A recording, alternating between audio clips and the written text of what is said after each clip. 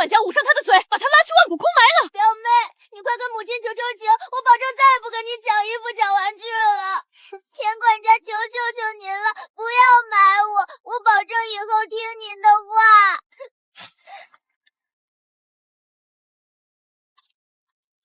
听说了吗？萧家走丢的长女找到了，走丢10年还能找回来，真是万幸。听说萧家这位长女不是走丢了，做梦也想不到，我云卓有生之年竟然还能重回萧府。一想到我那生母江氏见到我的表情，还真是有些期待呢。我以为我够惨了，没想到你比我还惨，竟然被自己的亲生母亲给活埋了。日子过得好好的，也不知道从哪儿冒出来个大小姐，主母偏偏要我来服侍，真是倒了8辈子血霉了。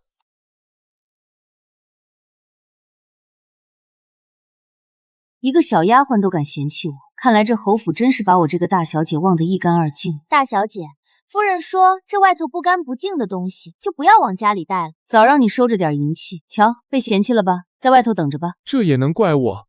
明明说的是你身上的破烂。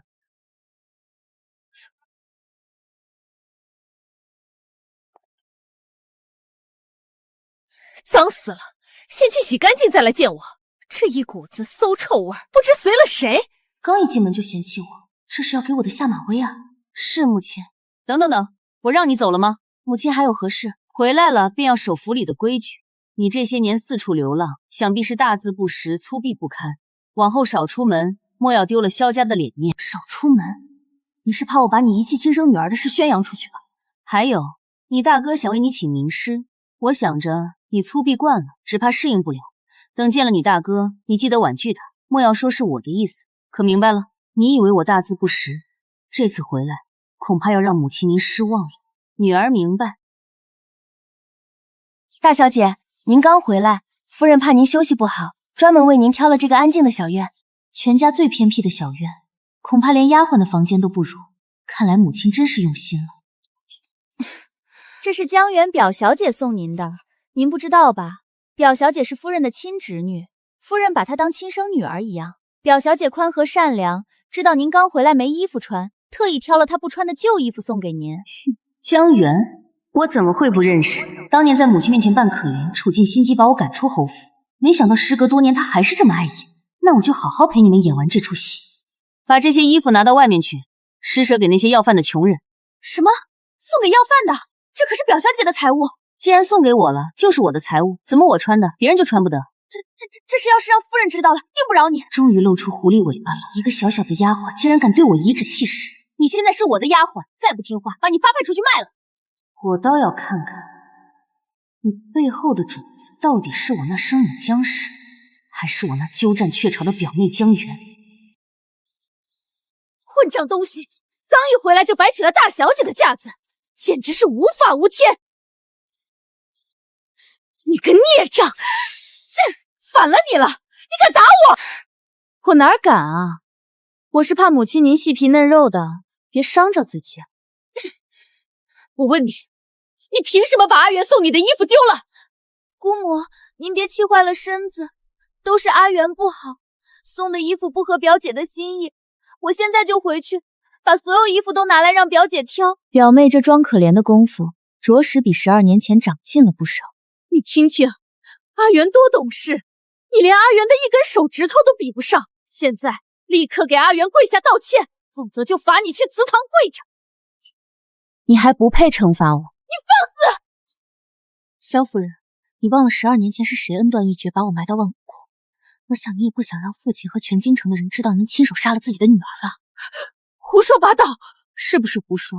需要我一字一句去向父亲解释清楚。听说大妹回来了，妹妹，大哥终于找到你了，都长这么高了，你受苦了，以后有大哥在，绝不让你再受半点委屈。母亲，怎么给大妹安排个下人的房间？这也太不合适了吧？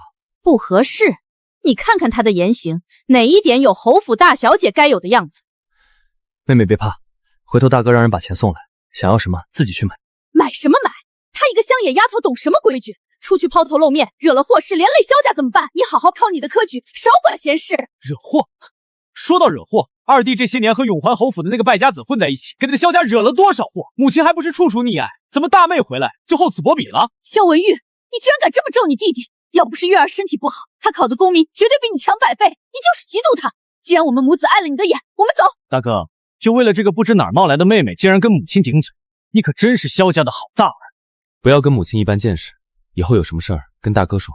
谢谢大哥，我这大哥从小被祖母留在身边教养，看来并没有受到我那母亲的影响。这是你大姐萧云卓，快叫姐姐。她不是我姐姐，我只有一个姐姐，就是袁姐姐。袁姐姐，这是我亲手给你雕的小兔子，你喜欢吗？阿燕，别这样，云卓才是你的亲姐姐，这东西还是给她吧。就不，我只要袁姐姐。唉，都怪大哥没把这个家治好，让妹妹受委屈了。大哥不要自责，您做的已经很好了。云卓这次回来，定会帮您重振萧家。妹妹长大了，你先好好休息，抽空记得去看望祖母。你走失这些年，祖母一直在挂念你。知道了，大哥。祖母，云卓来看您了。好孩子，这些年在外受苦了。祖母放心，在外面没人敢欺负我。我堂堂神隐门门主，谁敢欺负我？玉儿，云卓这次回来，一定要护好你这个妹妹。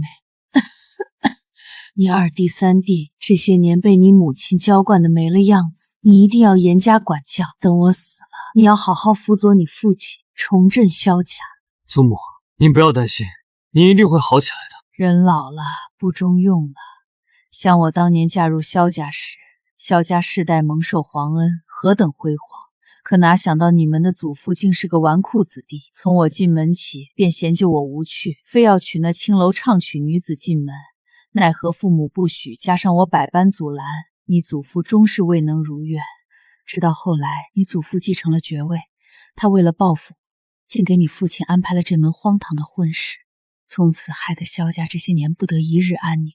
可怜了你们的父亲，这些年一心想重振萧家，但为了维护萧家的颜面，对你母亲做的荒唐事，也只好隐忍迁就，睁一只眼闭一只眼。没想象我萧家还有这么一段狗血历史。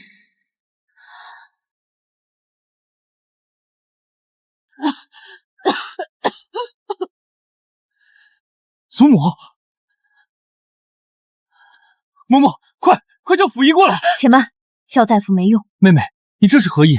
太医院的方子明明吊着祖母的命。大夫开的正阳药只能治病，却救不了命。祖母根本不是病了，这屋子里有不干净的东西，她是被人下蛊抽干了生机。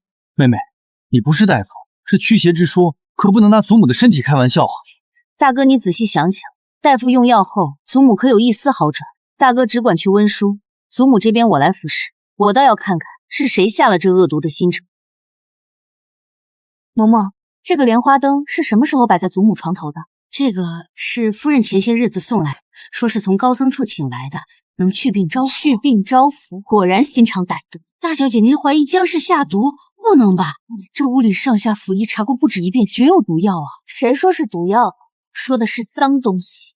真的是他，老奴也疑心过他。毕竟当年因为大少爷的娇养问题，他恨极了老夫人。我问你，你可知姜氏从哪里得来的这莲花灯？听说好像是从一个游僧那里请来的。你且不要声张，待我查清楚后再说。是，那这莲花灯怎么办？姑且先放在原处，以免打草惊蛇。大小姐，老爷回来了，请您去正厅问话。知道了，你先去回话，说我这就过去。是。惠嬷嬷，云绰还想拜托您一件事，请您不要推辞。大小姐说的哪里话？有什么需要老奴做的，您尽管吩咐。刚一回来就跟我诈刺，姑且放你一马，等我先解决老不死，看我怎么收拾你。夫人，大事不好了！你怎么来了？大小姐去了老太太那里，发现了莲花灯的事儿。什么莲花灯？你别胡说！夫人，都什么时候了，您就别瞒我了。你平时跟我走的并不亲近，这会儿怎么突然好心来给我报信？夫人，您误会老奴了，老奴就是个下人，也是为了讨口饭吃。可这老夫人眼看着也快不行了，老奴总得谋口饭吃吧。眼下除了夫人，还能指望谁呀？总不能指着那个不知从哪儿冒出来的大小姐吧？没想到你还挺识时务。我问你，大小姐都发现什么了？大小姐说老夫人是中了邪，并且什么？并且她好像在怀疑您的莲花灯。她可查出了什么？那倒没有，老奴已经帮夫人搪塞过去了。就说这莲花灯是夫人特意从高僧处请来的，不同寻常。做得好，你且回去继续盯着，有什么事速来报我。惠嬷嬷，你尽管放心，等我接管了萧家，我来给你养老送终。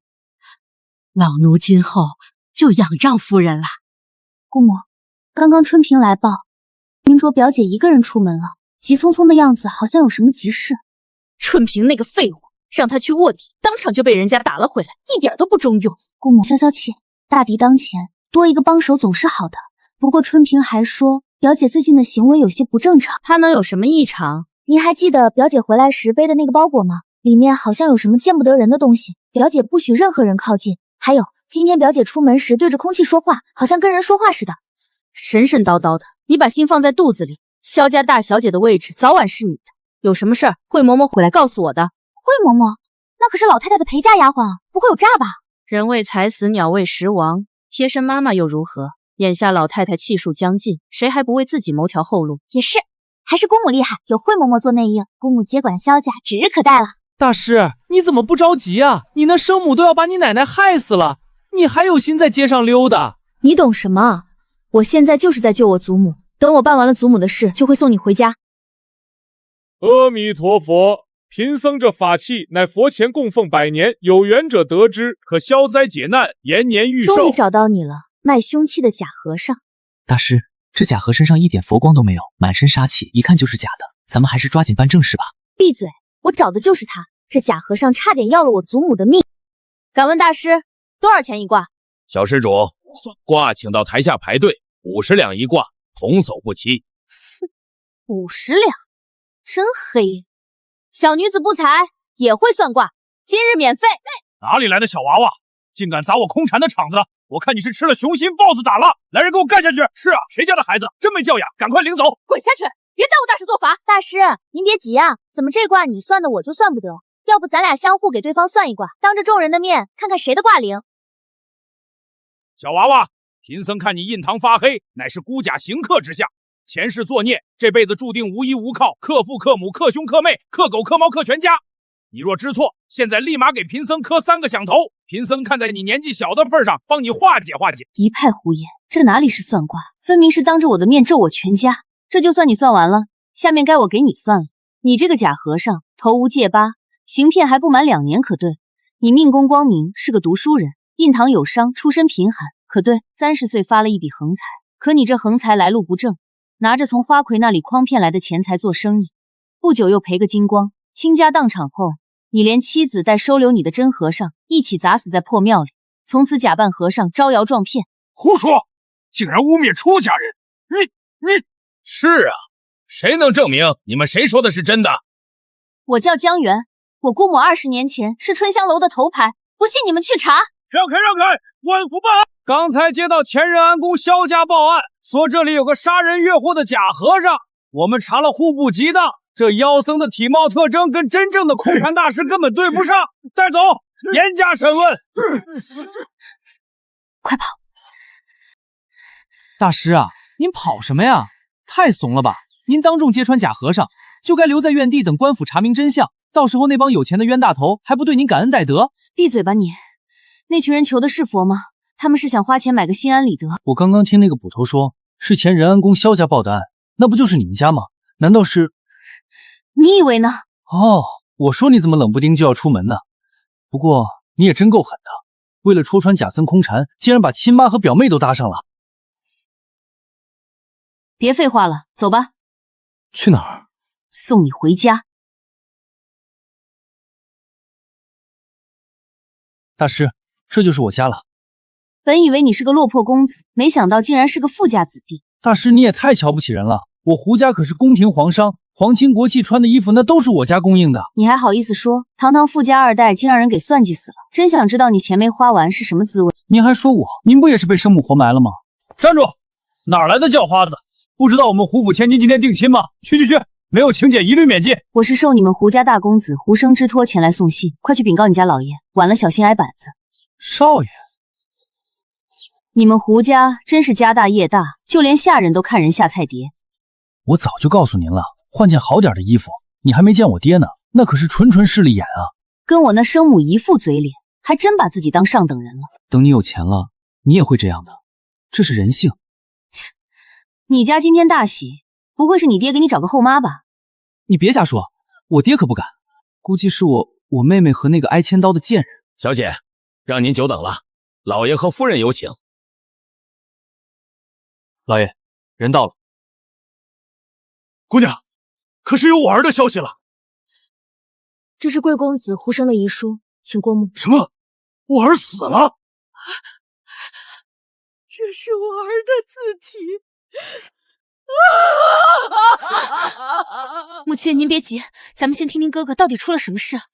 对，姑娘，我儿到底出了什么事？我是在关西郊外发现的胡生，见到他时已是残躯枯骨，除了一封遗书，我在他身上还找到一个印章。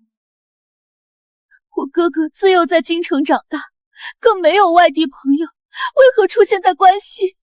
是啊，那年他跟家里发生争执，纵然离家出走，也绝不可能去那关西荒无人烟之地。为什么？还不是你，大事小事都看不上他，伤了我儿的心，害得他起了轻生的念头。就算胡生想死，也没必要跑到关西。您是说我儿的死另有隐情？是不是另有隐情？您还是问问您的准女婿吧。伯父，不要听他胡说，定是他害死了胡生，拿着胡生的印章伪造书信，来咱们胡家骗钱。我伪造书信，胡生的笔记我也能伪造吗？没错，父亲您看，这就是哥哥的笔记。的确是胡生的笔记，并且这纸也是关西那边的操纸。大师，就是他，骗我去关西做生意，害我殒命。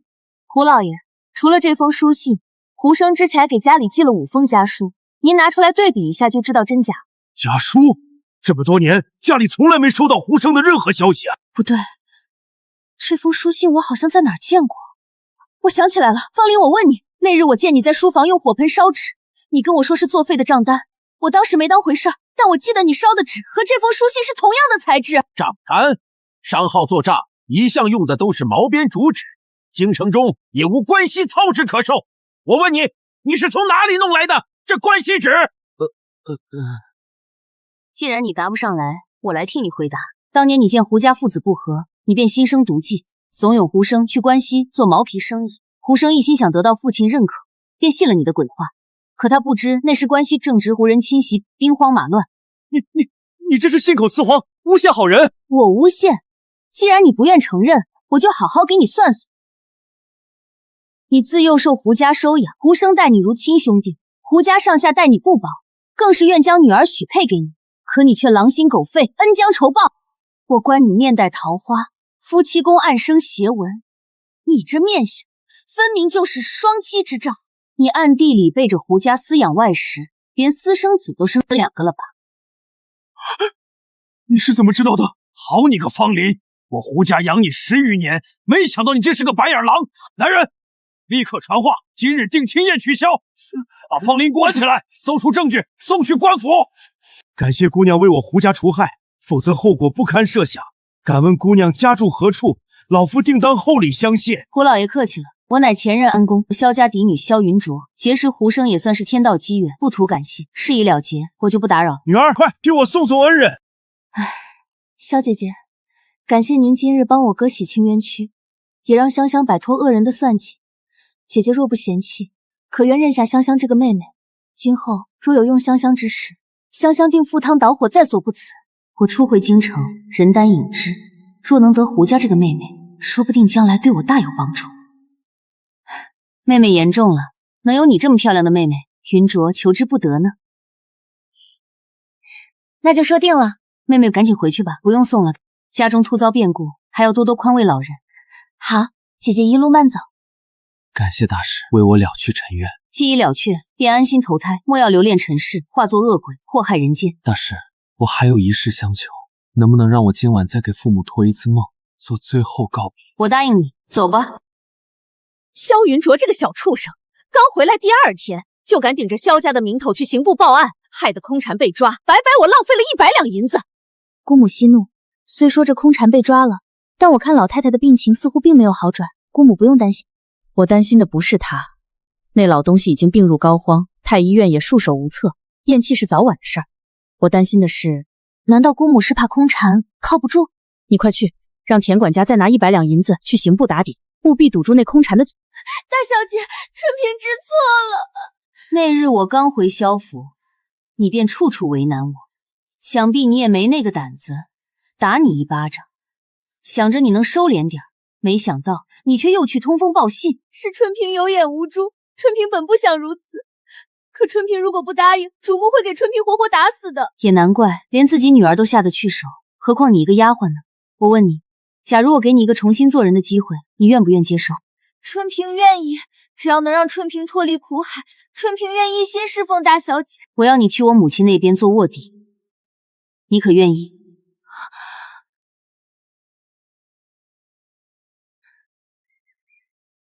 你不用害怕，这钱你拿去看病，今后我母亲让你干什么，你照做就是。我只要你一字不差的告诉我。我的好妹妹，这能行吗？咱家可是世代簪营，让父亲知道你在家里做法，恐怕饶不了你。怕什么？我这是给祖母驱邪，等祖母好了，父亲谢我还来不及呢。你是不知道，父亲最烦这神鬼之说。哎，你怎么就不听劝呢？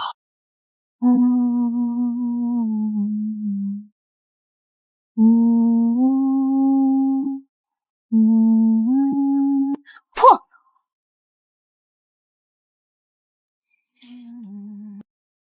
我这是死了吗？祖母，您终于醒了。玉儿，我还活着。活着？您当然活着，是云卓救了您。好孩子，我这是怎么了？祖母您并无大碍，只是受了点邪风，休息2天就好了。对，祖母您先休息，我这就把好消息告诉父亲去。你回家数日，又是上街抓贼，又是在府上做法，搞得全家上上下下乌烟瘴气。莫要忘了你萧家大小姐的身份。我那是为了救祖母的性命，跟祖母的性命相比，萧家大小姐不值一提。既然你们这么有孝心，从明日起，你们兄妹4人就到佛堂去为你们的祖母祈福，直到你们祖母痊愈了为止。啊！我说妹妹，这些年你在外面真的是干那个营生的？当然了，既能替人祈福驱邪，积攒功德，还能挣钱养活自己，何乐而不为呢？我看二哥你印堂发黑，不如改天我给你算算，看在一家人的份上，我就给你打9折吧。还是算了吧，我身体好得很。不过我最近还真听到一件奇怪的事儿，我听那永怀府的好兄弟说，他弟弟前2天被人给绑架了，扔到了城地地窖，幸好遇到3皇子巡城给救了回来，可万万没想到，这人一回来就疯了。疯了？没想到生意这么快就上门了。父亲说让咱们4个跪祠堂，萧云卓他凭什么不来？他不是很关心祖母吗？文燕，这是给祖母祈福，快起来。二弟，知道大妹去哪儿吗？不知道，听说一大早就出门了，一天到晚神神叨叨的，真把自己当出马仙了。好了，都别抱怨了，想必大妹是有什么急事，但愿别出什么状况，咱们萧家真的再经不起折腾了。大哥，我看可未必。就他事儿多，等爹回来，我非告诉爹不可。让你办的事儿怎么样了？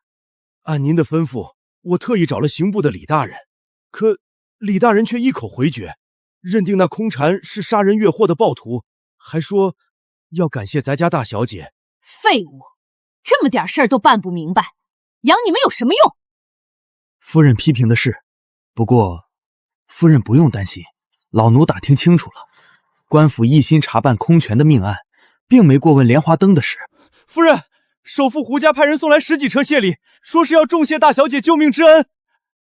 京城首富胡家，我们和胡家并无瓜葛，他们来送哪门子的礼？敢问哪位是萧家管事？京城胡氏部行特来拜谢。这是我萧家江夫人，江夫人有礼，我奉我家老爷之命，特来拜谢贵府大小姐。无缘无故，为何拜谢？难道江夫人还不知道，云卓大小姐可是我胡家救命恩人？具体的事儿，您还是亲自问大小姐吧。抬上来！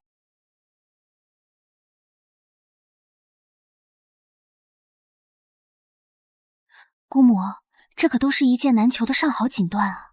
小点声，没见过世面的样子。实在是不巧，小女云卓今日出门了，不如暂且放我这里，等她回来，我转交给她。感谢夫人，不过我家老爷说了，务必当面谢过大小姐，还请夫人见谅。既然你愿意等，那就去他院里等吧，我就不奉陪了。几件破布臭显摆什么？胡管家，您总算来了。您知道我要来？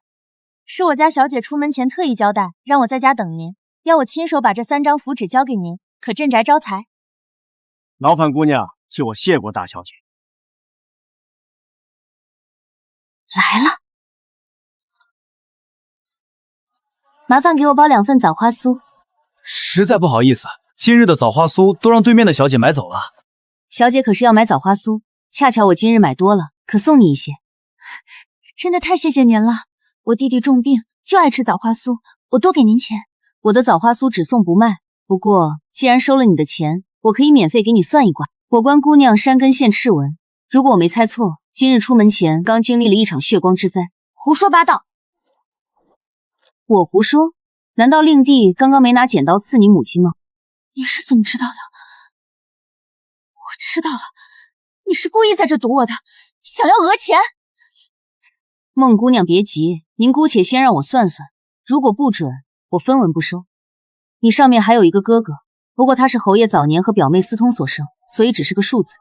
尽管你母亲是正式嫡妻，但无奈你哥哥母家有权有势，所以你母亲和你一直不受待见，直到你母亲生了你弟弟，母凭子贵，你们的日子才算好过了。这有什么？我孟家这段丑事当年传得沸沸扬扬，半个京城都知道。好，那我说点别人不知道的。你正值芳华，却姻缘坎坷，曾经大夫说你极难受孕。这事只有我和母亲知道，你是怎么知道？难道孟小姐最近没有听说京城发生了一些趣事，比如贾僧空蝉、胡家养子？您是最近传遍京城的那位天师？天师不敢当，小女不才，前任安宫萧家嫡女萧云卓。没想到今日火遍京城的天师，竟然是前任安宫家的嫡女。我听父亲说过，当年萧家辉煌时位列1等公爵，我侯府想高攀都难呢。是妹妹有眼不识泰山，还望姐姐见谅。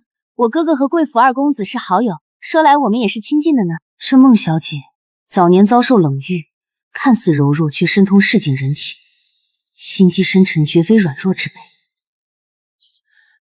姐姐，你有通天的本事，可一定要救救我弟弟啊！姐姐，这就是我家了。这孟家眼下正值皇恩圣鉴，就连这牌匾看着都气派，难怪祖母要整治家风，骄奢淫逸，贻害无穷啊！走吧，带我去你弟弟房间看下。姐姐，有件事还要说在头里。我父亲极好面子，若是知道我找人来给弟弟驱邪，定会大发雷霆。还请你委屈一下，以我闺中密友的身份进府探望，千万别让我父亲看出端倪。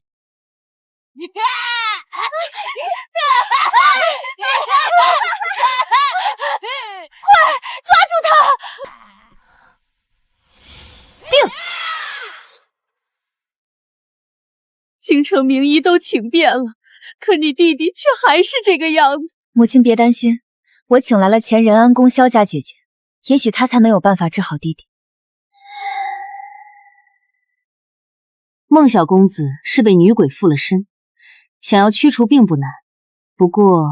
什么女鬼附身？哪里来的神棍？居然敢到永怀侯府招摇撞骗！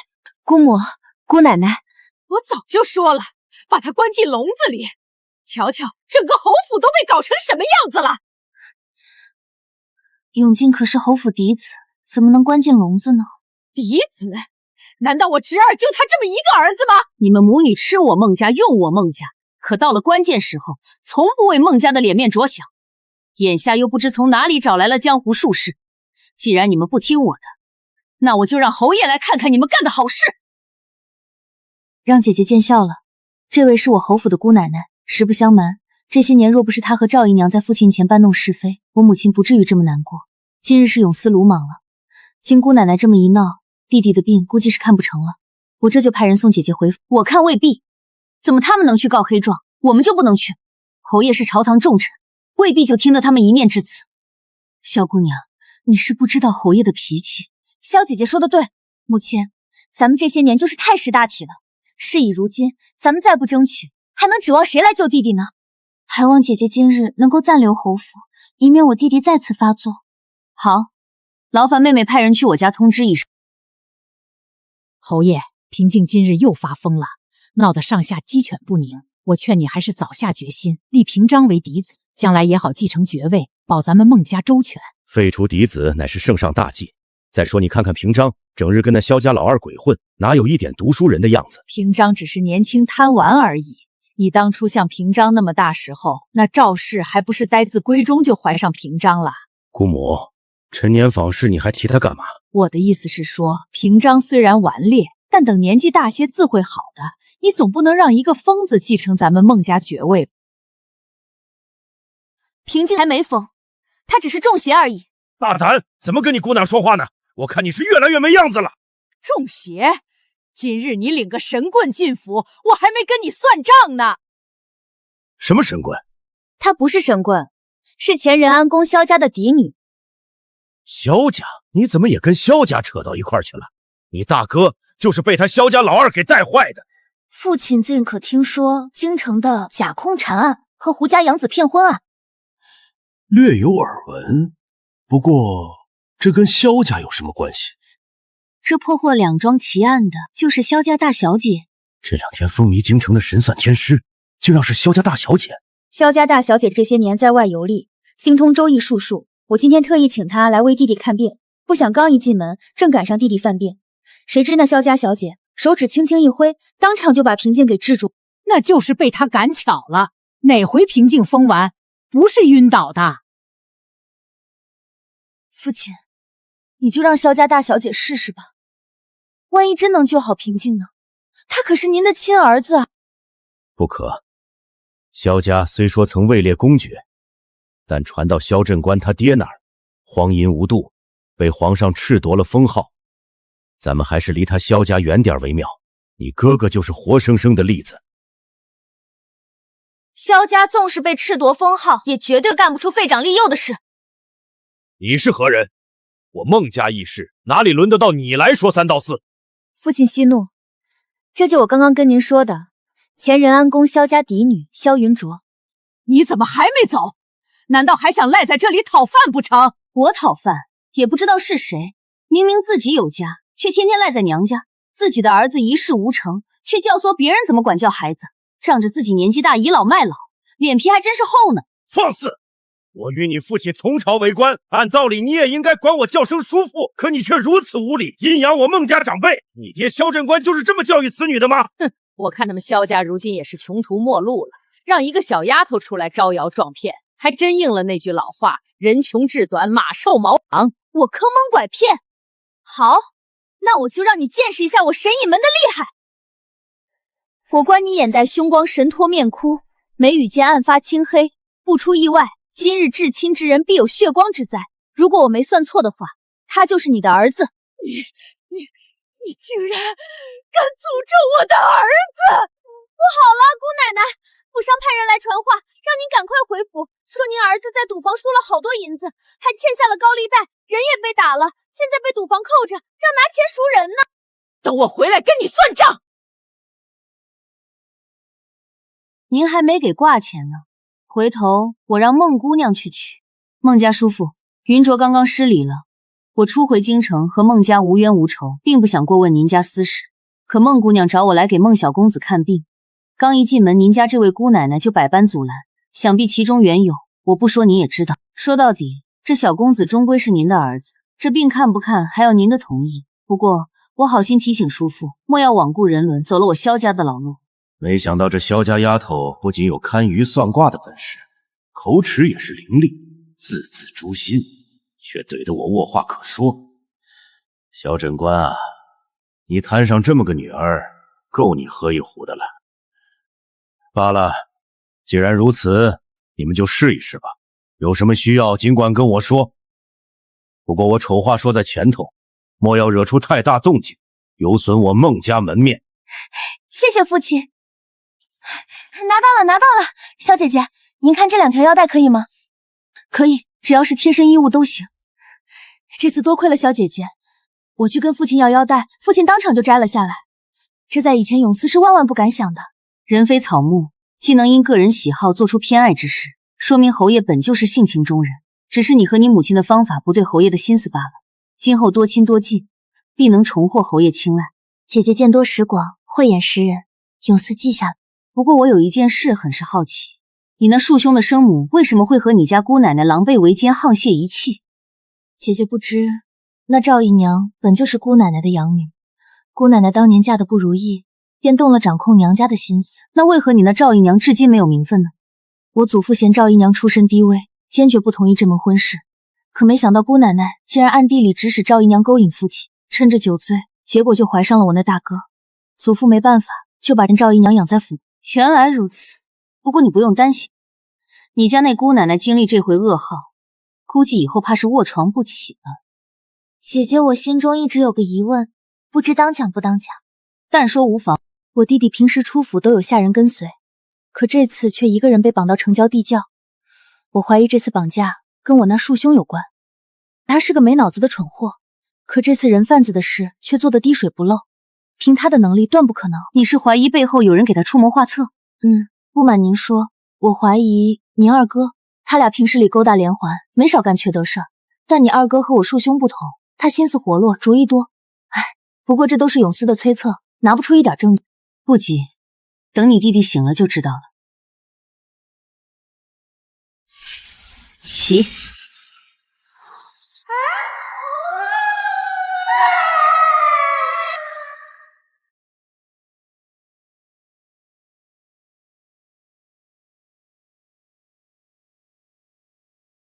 萧云卓这个小东西才回来几天，竟然跟京城胡家勾搭上了，真是气死我了！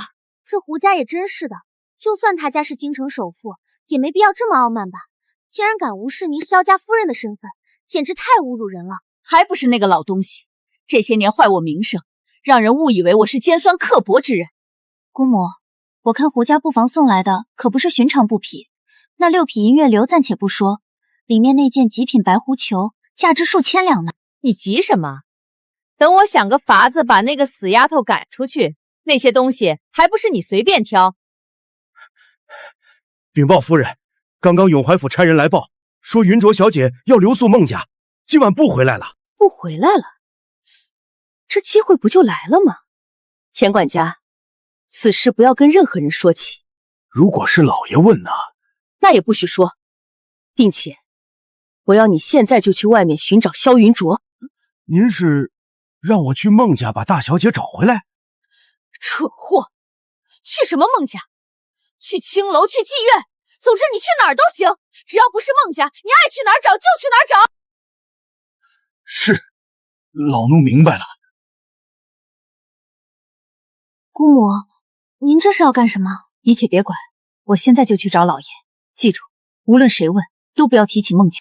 老爷，这么晚了，你说卓儿能去哪儿呢？你问我，我怎么知道？还不快派人去找！田管家已经带人去找了，我刚刚又加派了人手，但愿卓儿能平安归来。你说你身为人母，连孩子们每天在干什么都不知道，真不知道你是怎么当这个母亲的。老爷，你这么说就冤枉妾身了。您说好了今天让孩子们去祠堂为母亲祈福，我哪想到云卓这孩子竟敢背离您的旨意私自出府呢？再说云卓这些年走失在外，心里一直对我这个母亲有意见，你四处派人查找多年，如今好不容易找回来，我是生怕他再毒气出走。平日里我是小心再小心，不敢多说他半字啊。萧云卓，我看你是越来越放肆了，居然敢夜不归宿。说你去哪儿鬼混了？前日我在街上碰到了永怀府大小姐孟永思，我俩聊得投缘，她便邀请我去她家玩了2天。为何不回家禀报一声？连这点礼数都不懂吗？是啊，大妹，你知道家里有多担心你吗？怎么会？我明明让孟家派下人来禀报了。卓儿，别怪你父亲生气，昨日你一夜未归，可把你父亲给急坏了，动员全家上下寻你，他更是一夜未睡啊。你要是出去玩忘了回家，你就直说，顶多责骂2句就是了，但可万万不能撒谎啊。我说怎么一进门父亲就大发雷霆了？原来是你在里面搞鬼。既然你喜欢在父亲面前装好人，我今天就撕破你这张嘴脸。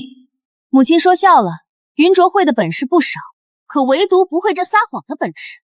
既然母亲不信，咱们就把孟家传信下人找来，当面对质，到底是云卓撒谎，还是有人暗中捣鬼，不就一目了然了吗？说的轻巧，这事儿要是传扬出去，置萧家的脸面于何处？按常理说，如果是云卓在说谎，是断然不敢和外人对峙的。可眼下却是云卓嚷着要对峙，而我这夫人却推三阻四，整件事看起来似乎是另有隐情。夫人说的不错，这点小事就让外人搅和进来，恐怕有损我萧家颜面。但若真如云卓所说，也不能冤枉了云卓。云卓，我问你，昨日孟家何时派人来府上传信的？回禀父亲，应该在晚饭前派人来过。田管家，我问你，昨日下午至晚饭前你在何处？可有人上门来报？昨日下午我一直在前厅，未曾有人上门。好，既然你们各执一词，马叔，老爷，麻烦马叔替镇官跑一趟，看看他们到底谁说的是真的。是，老爷。在马叔回来前，任何人不得离开萧府。